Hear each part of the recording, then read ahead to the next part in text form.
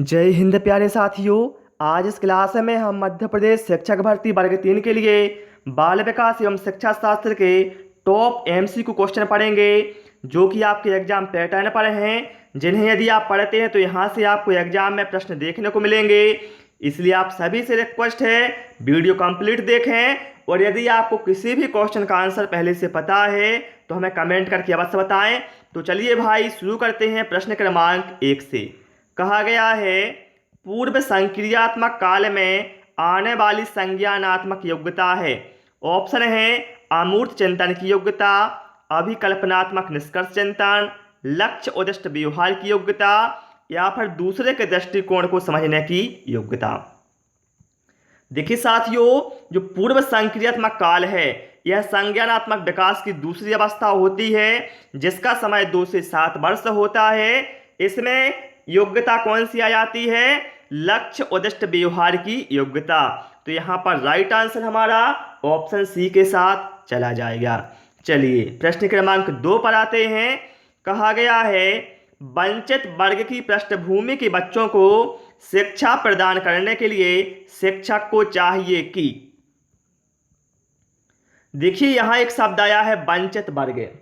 ध्यान रखना, वंचित वर्ग पृष्ठभूमि के जो बच्चे होते हैं उन बच्चों को सामान्यतः यह समस्या होती है कि वह कक्षा में उपस्थित छात्रों के साथ स्वयं का समायोजन स्थापित नहीं कर पाते।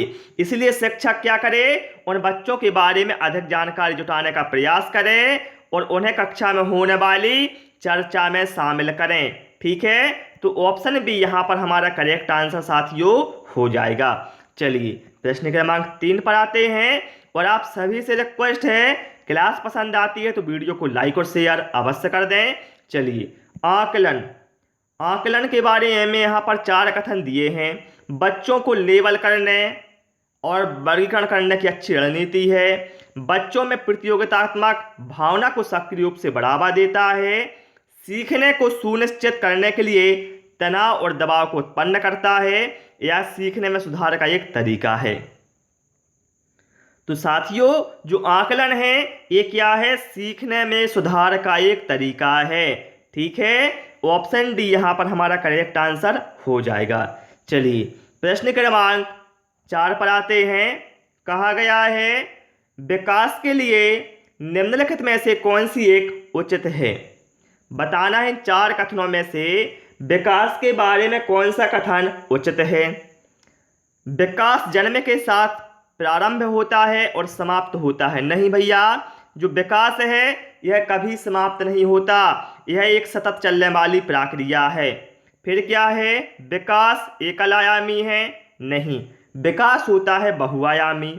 विकास पृथक होता है? नहीं, बल्कि क्या है, सामाजिक सांस्कृतिक संदर्भ है विकास में एक महत्वपूर्ण भूमिका का निर्वाह करता है। एक कथन विकास के बारे में बिल्कुल सही है, तो ऑप्शन बी यहाँ पर हमारा करेक्ट आंसर हो जाएगा। चलिए प्रश्न क्रमांक 5 पर आते हैं। बाल केंद्रित शिक्षा शास्त्र का क्या अर्थ है? बाल केंद्रित शिक्षा शास्त्र का अर्थ बताना है क्या है। तो इसका अर्थ क्या है साथियों? बच्चों की अभिव्यक्ति और उनकी सक्रिय भागीदारिता को महत्व देना। अर्थात जो कक्षा का वातावरण है, विचार का चुनाव है, पाठ्यक्रम है, ये छात्रों के अनुकूल ही होना चाहिए ताकि इसे विद्यार्थी आसानी से आत्मसात कर सकें। ठीक है, चलिए भाई प्रश्न क्रमांक 6 पर आते हैं। कहा गया है, बच्चे तब सर्वाधिक सृजनशील होते हैं जब वे किसी गतिविधि में भाग लेते हैं। शिक्षक की डांट से बचने के लिए, दूसरों के सामने अच्छा करने के दबाव में आकर, अपनी रुचि से, या फिर पुरस्कार के लिए। अब आप लोग ये बताएं, आप कार्य कब अच्छा करेंगे? किसी के दबाव में कार्य अच्छा करेंगे आप, या फिर आप जब अपनी रुचि से करेंगे तब अच्छा करेंगे? तो आप कहेंगे सर, जब हम अपनी रुचि से कोई कार्य करते हैं तो बहुत अच्छा होता है। तो यहाँ पर है, बच्चे तब सर्वाधिक सृजनशील होते हैं जब बच्चे अपनी रुचि से किसी गतिविधि में भाग लेते हैं। तो ऑप्शन सी यहाँ पर हमारा बिल्कुल करेक्ट आंसर हो जाएगा। चलिए प्रश्न क्रमांक 7 पर आते हैं। कहा गया है, कक्षा तक पहुंचने वाली बच्चों की भोली अवधारणाओं को जानना।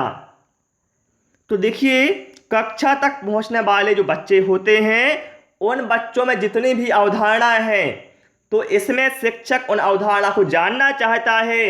इससे होता क्या है मेरे भाई कि शिक्षक अपने शिक्षण को अधिक सार्थक योजना सही तरीके से बना सकता है बच्चों की अवधारणाओं को जानकर। तो यहाँ पर राइट आंसर हमारा ऑप्शन डी के साथ चला जाएगा। चलिए प्रश्न क्रमांक 8 पर आते हैं। कहा गया है प्रतिभाशाली बच्चों के लिए सबसे अच्छे शैक्षिक कार्यक्रम वे होते हैं जो उनके आक्रामक व्यवहार को नियंत्रित करते हैं, नहीं उन्हें अधिगम के न्यूनतम मानकों का काम करने के लिए, नहीं प्रत्यास्मरण के द्वारा ज्ञान की प्रवीणता पर बल देते हैं, नहीं बल्कि क्या है, प्रतिभाशाली बच्चों के लिए सबसे अच्छे शैक्षिक कार्यक्रम वे होते हैं जो उनके चिंतन को प्रेरित करें तथा उन्हें विविध विचारों में व्यस्त रहने के अवसर दें। तो यहाँ पर राइट आंसर हमारा ऑप्शन डी के साथ चला जाएगा। चलिए भाई प्रश्न क्रमांक 9 पर आते हैं। मनोचित्रण का संदर्भ है अर्थग्राह्यता को बढ़ाने की एक तकनीक, जोखिम भरे कार्य के लिए कर्म योजना, मन का चित्र खींचना या फिर मन के प्राकार्य का अन्वेषण। साथियों ध्यान रखना, मन के प्राकार्य का अन्वेषण करना ही मनोचित्रण कहलाता है भाई। तो यहाँ पर राइट आंसर हमारा क्या है, ऑप्शन डी के साथ चला जाएगा, है ना। चलिए प्रश्न क्रमांक 10 पर आते हैं। कहा गया है प्राथमिक शिक्षक के लिए बाल मनोविज्ञान का ज्ञान आवश्यक है, क्यों है।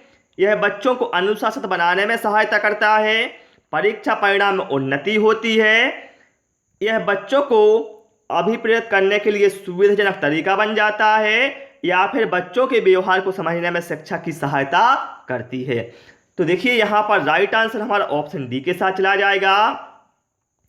शिक्षक के लिए बाल मनोविज्ञान का ज्ञान इसलिए आवश्यक है प्राइमरी लेवल पर, इससे क्या है, जो शिक्षक है बच्चों के व्यवहार को समझेगा और उसी के अनुरूप उन्हें अधिगम कराएगा, जिससे उनका जो अधिगम है वह बिना किसी रुकावट के आसानी से सुचारू रूप से हो सके। तो भाई यहाँ पर ऑप्शन डी हमारा करेक्ट आंसर हो जाएगा।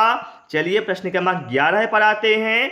कहा गया है बाल विकास की परिभाषा का अध्ययन क्षेत्र है जो,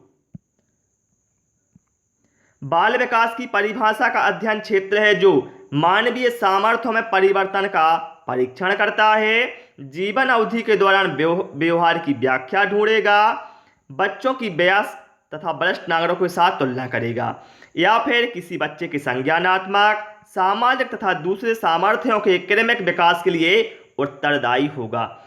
तो यहाँ पर जो राइट आंसर हमारा वो ऑप्शन डी के साथ चला जाएगा। ध्यान रखना साथियों, किसी बच्चे में संज्ञानात्मक, सामाजिक तथा नैतिकता के क्रमिक विकास को बाल विकास कहा जाता है, ठीक है, जो एक दूसरे विकास के क्रमिक विकास के लिए उत्तरदायी होते हैं। तो यहाँ पर राइट आंसर हमारा भाई ऑप्शन डी के साथ चला जाएगा। चलिए प्रश्न क्रमांक 12 पर आते हैं।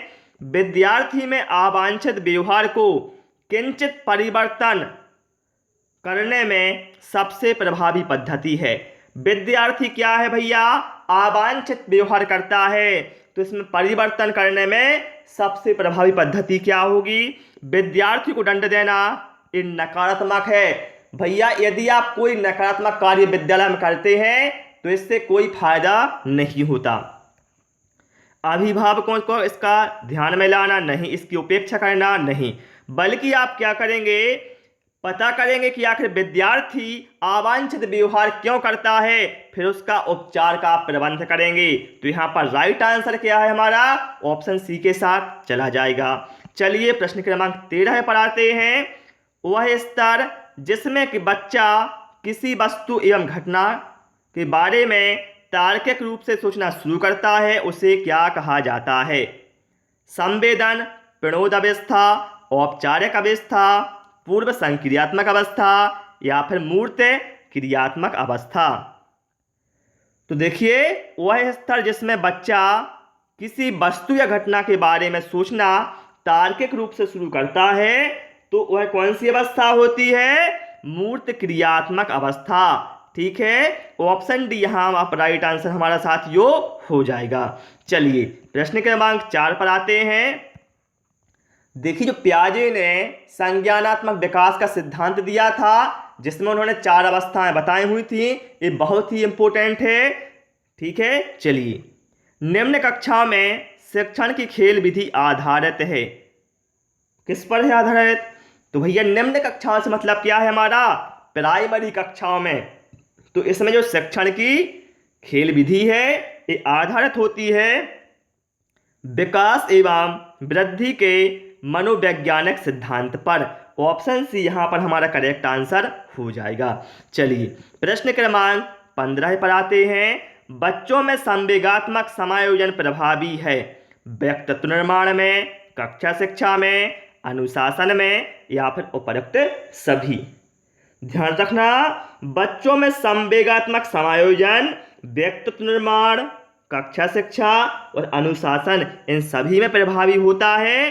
तो यहाँ पर राइट आंसर हमारा ऑप्शन डी के साथ चला जाएगा। चलिए प्रश्न क्रमांक 16 पर आते हैं जो कि हमारा लास्ट क्वेश्चन है आज का। और आप सभी लोग इसके बाद कमेंट करना आपने कितने सही किए 16 में से और क्लास कैसी लगी। चलिए, पृथक पृथक समजातीय समूहों के व्यक्तियों के प्रति बच्चों की अभिव्यक्ति साधारणतया आधारित होती है। तो किस पर होती है आधारित? वो होती है भाई उनके अभिभावकों के चित्तवृत्ति पर। तो यहाँ पर राइट आंसर हमारा ऑप्शन ए के साथ चला जाएगा। तो प्यारे साथ उस क्लास में केवल हमने 16 क्वेश्चन इंक्लूड किए थे। आपको क्लास कैसी लगी हमें कमेंट करके अवश्य बताएं। क्लास पसंद आई हो तो रिक्वेस्ट है वीडियो को लाइक करें, दोस्तों के साथ शेयर करें। नए नए वीडियो पाने के लिए चैनल को सब्सक्राइब करें। Thanks for watching this video.